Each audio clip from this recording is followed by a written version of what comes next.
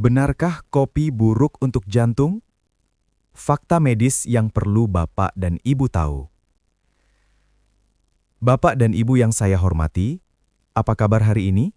Semoga hari ini kita semua diberikan kesehatan, ketenangan, dan umur yang bermanfaat. Saya Dr. Hendra Handoko. Pada video kali ini, saya ingin membahas satu topik yang sangat sering disalahpahami oleh masyarakat, terutama di usia lanjut, yaitu kopi dan kesehatan jantung. Saya yakin Bapak dan Ibu sering mendengar kalimat seperti ini.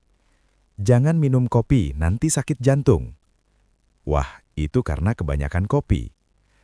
Kalau sudah ada jantung, stop kopi ya. Kalimat-kalimat seperti ini sering sekali kita dengar. Bahkan kadang kopi langsung dijadikan kambing hitam setiap kali ada orang yang sakit. Padahal, benarkah kopi selalu buruk untuk jantung? Atau justru ada manfaatnya jika diminum dengan cara yang tepat?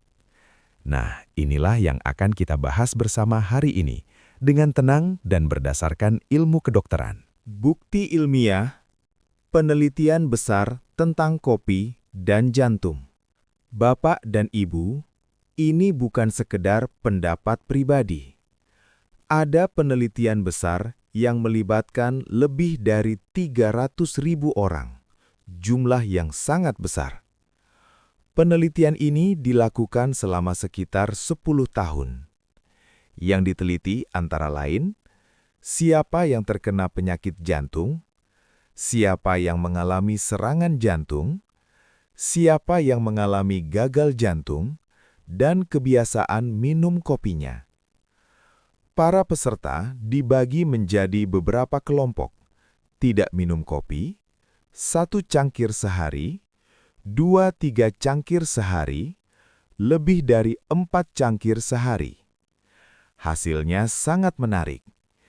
Kelompok yang minum 2-3 cangkir per hari justru memiliki resiko penyakit jantung lebih rendah sekitar 10–15%. Artinya, kopi tidak meningkatkan resiko jantung, malah dalam jumlah sedang memberi perlindungan. Bagaimana dengan orang yang sudah punya penyakit jantung? Ini pertanyaan yang sangat sering muncul. Bapak dan Ibu, penelitian tersebut juga menunjukkan bahwa orang yang sudah punya penyakit jantung tetap boleh minum kopi dalam jumlah wajar. Kopi tidak terbukti memperberat penyakit jantung mereka. Bahkan, kekhawatiran lama tentang kopi menyebabkan gangguan irama jantung juga tidak selalu benar. Ada orang yang memang sensitif, tapi banyak orang dengan gangguan irama jantung tetap aman minum kopi secukupnya. Jadi tidak bisa disamaratakan. Kapan seseorang tidak boleh minum kopi? Nah, ini penting sekali. Bapak dan Ibu tidak dianjurkan minum kopi jika setelah minum kopi muncul keluhan seperti jantung berdebar hebat, keringat dingin, dada tidak nyaman, perasaan gelisah berlebihan, perut sangat tidak nyaman. Kalau tubuh memberi sinyal tidak cocok, jangan dipaksakan. Manfaat kopi bukan berarti semua orang harus minum kopi. Kalau tidak suka kopi, tidak cocok kopi, tidak apa-apa sama sekali. Berapa jumlah kopi yang aman?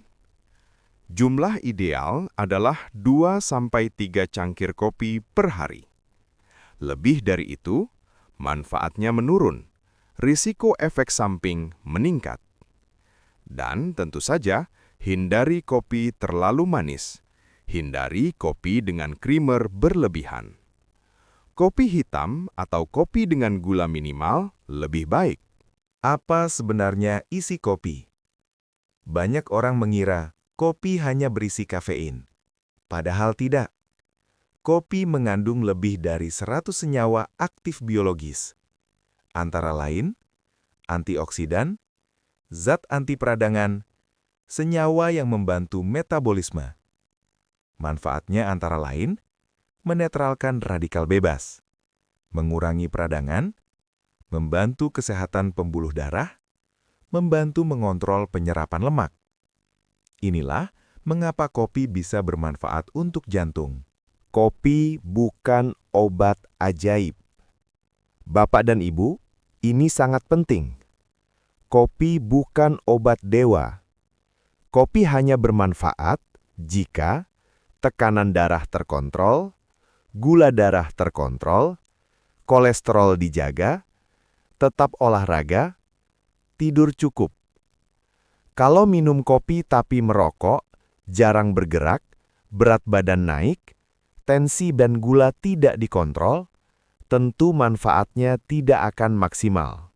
Bapak dan Ibu yang saya hormati, setelah kita membahas bersama dari awal hingga akhir, sekarang kita bisa menarik satu kesimpulan penting, yaitu bahwa kopi tidak perlu ditakuti dan juga tidak pantas langsung dijadikan kambing hitam setiap kali seseorang mengalami masalah kesehatan, khususnya masalah jantung.